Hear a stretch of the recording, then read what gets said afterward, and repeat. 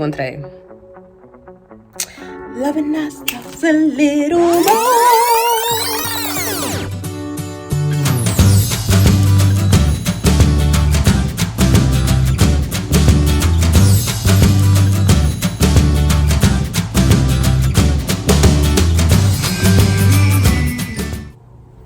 Hey guys, welcome back to my channel. This is the Me First, Not Me Only series, episode 2.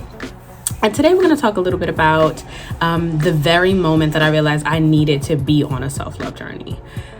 And so I think, again, self-love is something that you choose consciously, willingly, and 100%. Self-love is not selfish. It doesn't mean that you're selfish. It just means that you're self-aware and that you're acknowledging the fact that you need to put you first, because you got to fill up your cup first before you can fill up anybody else's. And so the moment that I realized I needed to be on this journey was months ago, maybe almost 2 years ago now. I remember it so clearly. It was actually on my birthday, July 23rd, 2021. I had on this beautiful black gown. I had on this long, straight wig. And I did my makeup. I looked absolutely gorgeous. And around that time, I was dating this individual who I really liked a lot. And I thought that they had liked me. They had made a lot of empty promises to my family on the night of my birthday. And so that's kind of where this journey began for me. And so on the night of my birthday, I'm sitting there and looking around. I had already been having not the best day, but I'm looking around and my family comes out with it and they're like, look, so-and-so was supposed to come tonight, but they didn't come. So I'm fuming. I reach out to them. They say they got into a car accident. During the time that they say that they got into a car accident, I'm like, okay, I'm like, you must think I'm dumb. So I'm like, all right, show me the pictures of the car accident if you got into a car accident. What happens is they say they never took any pictures, and then we don't speak. The next day I go in, so the next thing that I do is I get upset. I'm fuming. I feel embarrassed. I feel ashamed. I feel hurt, especially because on this individual's birthday during that year, I went above and beyond for them, really proclaiming my feelings for them and really just trying to make them feel as special as possible. And then I felt like when it was me, they just kind of gave me their ASS to kiss. So I instantly get off the phone and I'm crying. Here I am. I look absolutely gorgeous, stunning. It's my birthday. I want to say I'm 24 now, so I was turning 22 that year. And my sister and my mom and my brother-in-law, they went out their way to really throw me like a surprise dinner. And then that individual was supposed to be the surprise icing on the cake, the cherry on top. And they stood me up. And so here I am going back to being that little girl with, abandonment issues. And I'm really hurt by that. Because, I felt like I was a solid individual to this person and they just couldn't be solid to me, which was, just really kind of hurtful to realize. And so today, as you can see, I got my Valentine's Day balloons behind me just to spread love. Want y'all to love yourself a little bit more. But going back to the story, I hang up and instantly here I am looking gorgeous. I'm crying. I start crying. I say to my family, thank you so much. I see what you was trying to do here, but I'm just extremely hurt by the whole situation. Mind you, throughout the whole night, our waitress wasn't coming to see about us. The food was not good, very expensive. Like, we went on, for those of y'all who are familiar with New York City, we went to a restaurant called Blend in the Water, and I heard a lot of hype about it. It wasn't that good. But anyway, we went there and it was hard for us to find parking. So I stood outside on my birthday trying to park for about 2 hours before my actual reservation was late to my reservation. And so, as you can see, I was really gunning on this individual to show up. I needed something to go right that night. I needed to win, and I just didn't get one.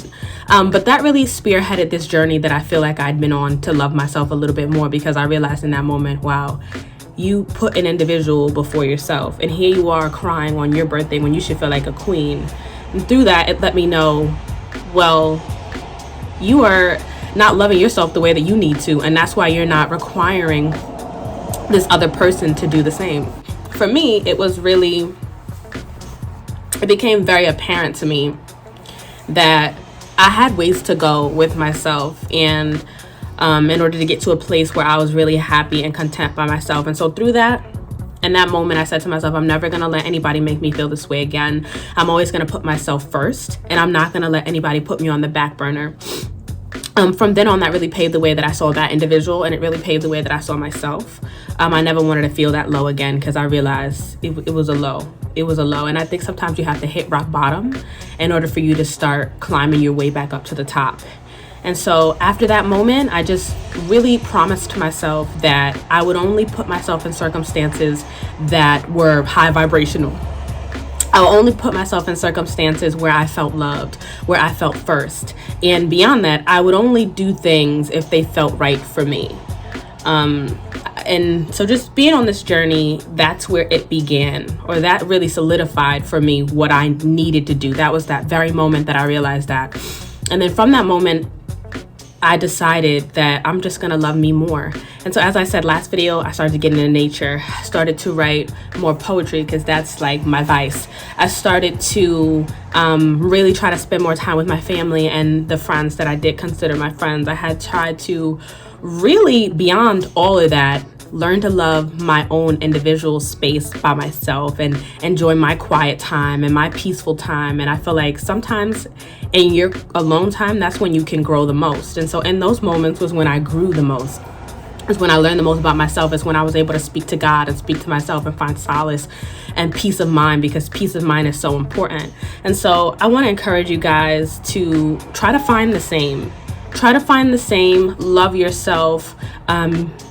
Love yourself. The first love of your life is going to be yourself. And the last love of yourself should always be yourself. The first and last love of your life should be you.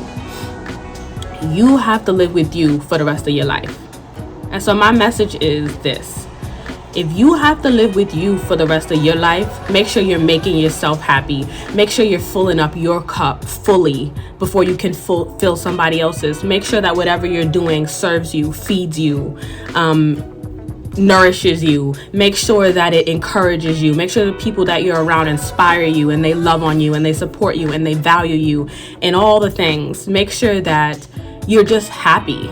And so I promised myself that I would live a life that was wealthy. That's what I wanted. And I wanted to be wealthy, and I wanted to be very rich financially, mentally, emotionally, physically, etc. And so the way to be rich in all of those areas, it begins with you. It begins with your mindset. It begins with how you feel about yourself, because the people that you have around you are a direct reflection of how you feel about yourself.